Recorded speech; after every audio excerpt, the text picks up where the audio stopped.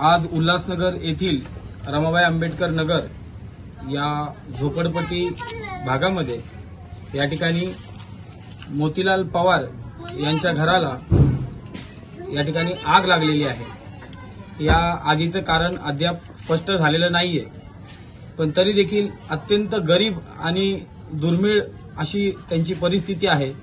अशा हालाकीच्या परिस्थितीत राहत असून घरावरती त्यांच्या अचानकपणे खूप मोठं संकट कोसळलेलं आहे। आगीने संपूर्ण घरामध्ये असणारे साहित्य जळून खाक झालेले आहेत। खरोखरच त्यांच्या कुटुंबावरती ही जी दयनीय अशी वेळ आलेली आहे। यामध्ये मी या ठिकाणी प्रशासनाला आणि सर्व स्थानिक